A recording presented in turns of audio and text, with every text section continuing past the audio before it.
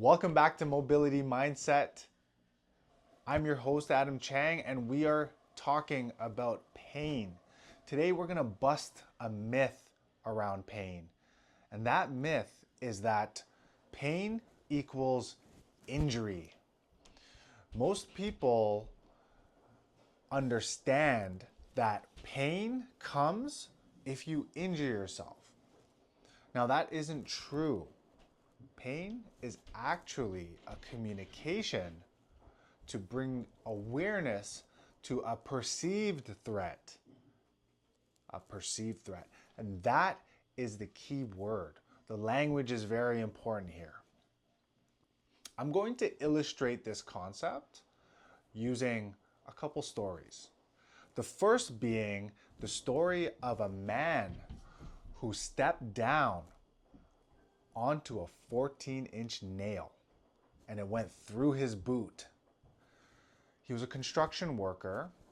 I didn't even know that nails actually came in that size. He stepped down, the nail went right through his boot. He had excruciating pain to the point where he fell to the floor and couldn't move. His coworker had to call the ambulance. Ambulance took him to the emerge. Once he was in the emerge, they cut away at his boot just to find out that the nail actually went between his toes. Yeah. Try to explain that. Now, he explained it to the doctors there, and he said that the pain was real. It was there.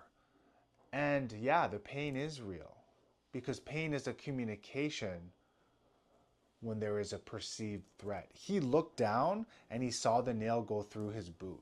So he immediately thought, okay, if the nail had damaged the tissue, impaled his foot, then if he moves around, it's going to cause more damage. So the pain paralyzed him basically. I'll give you another example. There's a woman who was a surfer and she was surfing out in the ocean and a shark came along and bit her arm off. And guess what?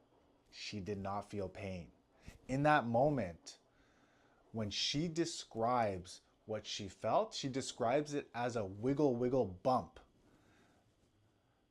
Now, why could that be?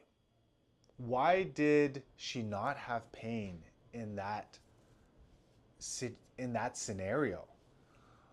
The thought is she knew that if she had pain, if her brain had sent her pain signals, 10 out of 10 pain signals, then she probably would have drowned.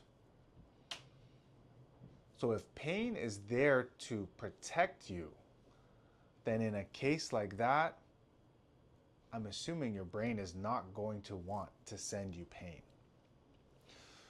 I'll give you another example. And this is a more common example. If you break your arm, no, you know what? Let's make it even more simple than that.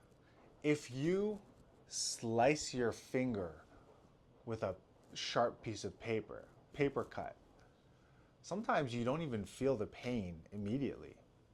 You only feel it later when you go to wash your hand and the water hits it. Or if you break your arm and you go to the hospital, you get it casted, and the cast is now supporting the fracture. Once that inflammation is gone, after about 48 hours, 72 hours, it's fine. Now, if you take that cast off and your nervous system senses that it's unstable and that bone is now not going to set and heal, yeah, you'll get pain. Now, there are physical aspects of pain, but when it comes down to it, pain is really there to protect you. Pain often comes way before tissue injury. You and your buddies are playing around and someone gets you in a arm bar or starts to pull on your joint. Yeah, you could feel pain way before the limb actually snaps. And you're going to tap out way before the ligament gets torn. There was a study, a research study done with people who had severe arthritis, bone-on-bone arthritis, where the cartilage was not there. They had the person stay awake. They went in with a probe and poked around in the areas where there was no cartilage. And they asked them, how much pain did you feel? And guess what? They described it as not having pain. 0 out of 10. Because there were no pain receptors in that area. If you deal with severe arthritis, you're wondering, why would there be no pain? If it's bone on bone and you're poking around in the area where there is no cartilage and it's just bone, it's because your brain knows that you have degenerative changes and wear and tear and arthritis.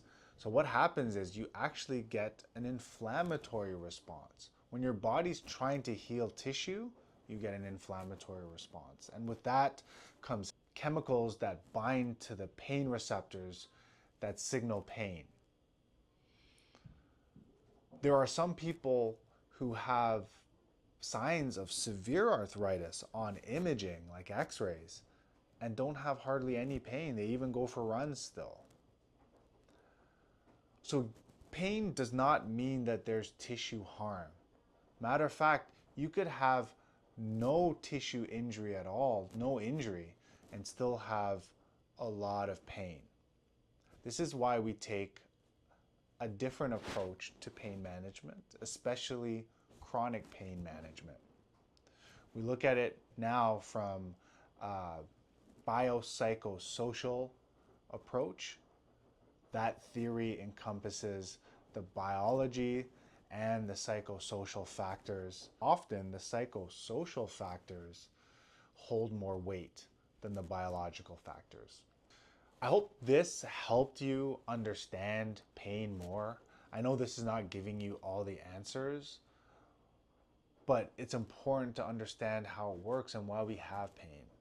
And this will then allow you to see it from a different lens, open your mind to possibilities of managing your pain with less fear. Thanks for watching. And if you know people who this could potentially help, please share. Till next time, Adam Chang signing off.